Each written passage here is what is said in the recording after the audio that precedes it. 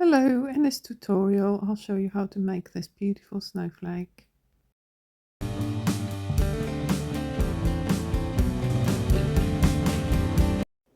I'm going to use 4mm crochet hook and double knit yarn, but you can choose a different type of yarn and suitable hook for your project, and you will just get either a smaller or larger snowflake. So start by making a slip knot and make chain 4. You can also start your work with a magic circle if you prefer. I'm going to slip stitch into the very first chain I made, and now we have created a little circle and the first round will be made into that circle. So let's chain 9 now, and then we're going to make a single crochet stitch into that circle we have created. So if you're working into magic circle, you're obviously not closing it until you have made all of the round one. Make another chain 9, and we were going to make another single crochet into this circle we created. This is your round 1 repeat. You're going to make chain 9 and a single crochet into your circle, and you will be doing this until you have made 5 chain 9 loops.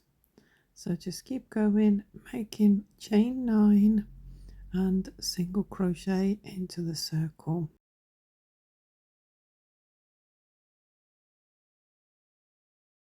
We have now made 5 chain 9 loops, and for the very last chain 9 loop we're going to do something slightly different. We are starting with chain 4, and now we're going to do a double treble into that center circle. So yarn over 3 times, insert your hook into the circle, pull up a loop, and you have 5 loops on your hook. Now yarn over, pull through 2, yarn over, pull through 2, yarn over, pull through 2, and yarn over, pull through the last 2 on your hook. And that way your last chain 9 loop will be made, but you are at the top of this loop to start your next round. Next round we will start by making a chain 5. So make your chain 5 first, and then you're going to slip stitch into the next chain 9 loop, just in the middle of that loop. Chain 5 again, and slip stitch into the next chain 9 loop from previous round. And we're going to be repeating this, so making a chain 5 and a slip stitch, and keep going until you have one more chain 5 loop to make, and that final one is going to be slightly different. So instead of making chain 5 here, we are going to chain 2 instead and make a treble crochet into the stitch where we started from, and that way we are ending in the middle of this chain 5 space. So you have created your last chain 5 space, but you are now in the middle of it to start your next round. We're starting this round with chain 4, and this chain 4 is counting as a treble crochet for us. We are now going to chain 3, and we're going to work around the stitches from that original chain 9 which we made. You see it here. We're going to work on one side first and then the opposite side. So turn your work sideways a little bit so you can access it a bit easier, and then we're going around this chain and making 3 double crochet stitches into this chain space. So once you've done your 3 double crochet stitches, we're going to make a picot stitch. For that we are going to chain 3 and then going to slip stitch into the base of the final double crochet stitch you made. The slip stitch there, and that is your picot stitch finished. Now we're going to work on the other side of this chain 9 from the round 1. I'm going to make 3 double crochet stitches, so you have to twist your work to the opposite side a little bit so that you can access this chain 9 space a bit better, and make 3 double crochet stitches into that chain 9 space.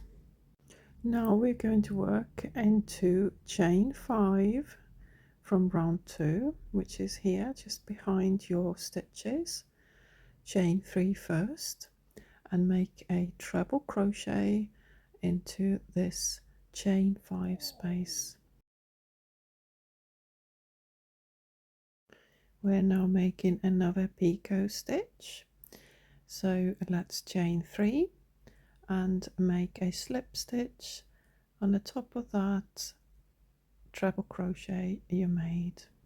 Then chain 3 again, and we're starting our repeat going into the chain 9 space from round 1.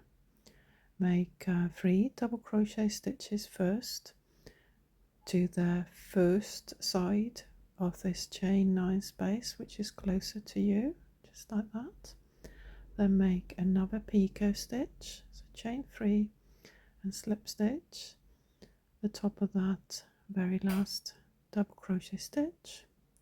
Then you've got to turn your work around to access the other side of that chain 9 space and make 3 double crochet stitches into that side as well.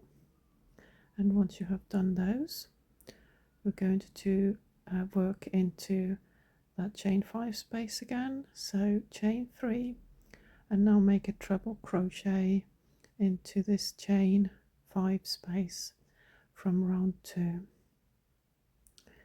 And after you make that treble crochet, you're going to finish with a picot stitch, so chain 3 and slip stitch. This is what you will be repeating all the way around. Chain 3, make 3 double crochet stitches into the first part of that chain 9, which is closest to you. Then make a picot stitch, and then turn your work a little bit so you can make another 3 double crochet stitches to the other side of that chain 9. Chain 3 and make a treble crochet into chain 5 from round 2, and then another picot on the top of that, and repeat this all the way around until you get back to where you started from. I've just done my final 3 double crochet stitches to the opposite side of chain 9, and you can see the chain we started with, and that counted as our first treble crochet stitch. So we're going to chain 3 and then find the 4th chain of this original chain and slip stitch the top of that 4th chain, and then all we got left to do now is our final picot stitch, so chain 3 and slip stitch into that same space to finish off your round 3 and to finish off your snowflake. And we can now cut the yarn and get your yarn needle and weave in the ends. And I'm sure you noticed that your snowflake does not lie flat at all as you're making it. It's quite sort of scrunched up structure. This snowflake will definitely need blocking once you finish your work.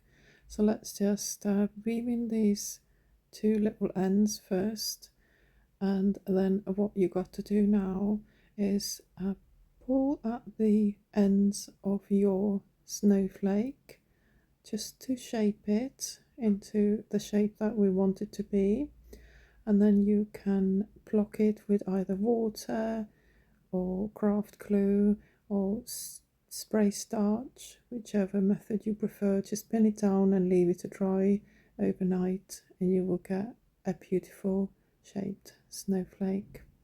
Thank you so much for watching this tutorial.